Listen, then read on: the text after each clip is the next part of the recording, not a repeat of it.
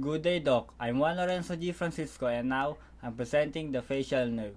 Facial nerve is a nerve of facial expression arising as two distinct trunks from the lower border of the pons.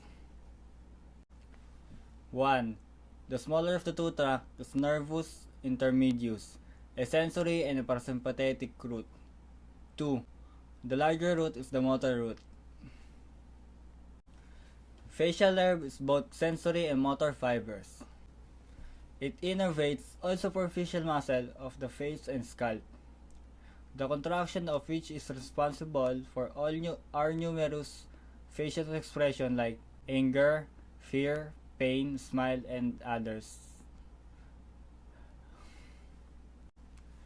Facial disfigurement resulting from facial nerve disorder can affect the physical, psychological, and emotional integrity of an individual. This might result in social, occupational, and educational handicap. Facial nerve is one of the most common cranial nerve implicated by disorder. It is a mixed nerve which carries motor, sensory, and parasympathetic fiber. The motor fiber, innervated muscle, developed from the second branchial arc. The sensory fiber transmit the special sense of taste, and the parasympathetic fibers supply the submandibular, sublingual, and lacrimal gland. Embryologically speaking, it is formed very early within the acoustic facial complex, from the second branchial arc. Facial nerve consists of the juxtaposition of somatic and branchial elements of the facial cranial nerve nuclei. In particular, accounting for trigeminal and facial nerve anastomosis. A wide variety of disorder can involve the facial nerve, including congenital, traumatic, infectious, inflammatory, and neoplastic disorder.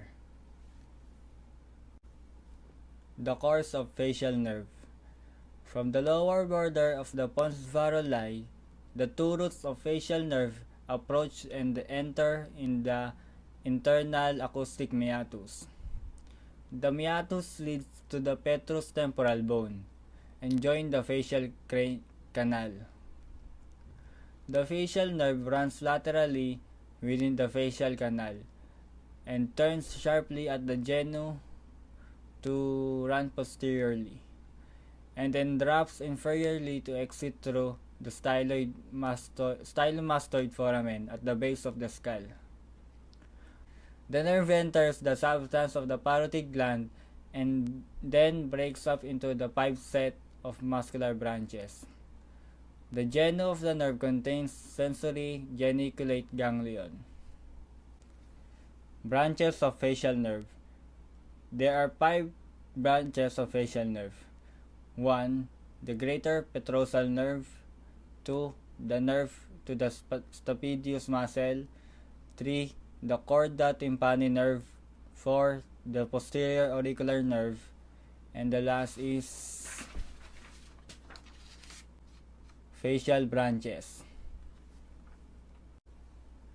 The greater petrosal nerve arises from the genu of the facial nerve within the facial canal. Contains mainly taste fiber to the palatal mucosa and parasympathetic fiber to the lacrimal gland, the mucosa of the palate, nasopharynx, and the nasal cavity.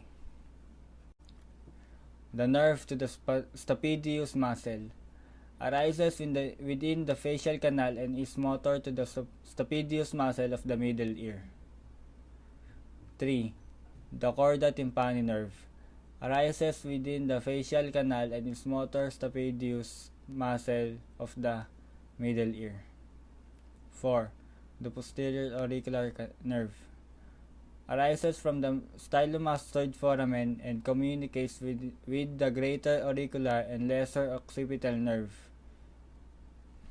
It has 2 branches, auricular branch and occipital branch. Auricular branch, which supplies the auricularis posterior and intrinsic muscle on the cranial aspect of the auricular. Occipital branch, which supplies the occipital belly of the occipitofrontalis. The facial branches arise with the parotid gland as 5 main groups.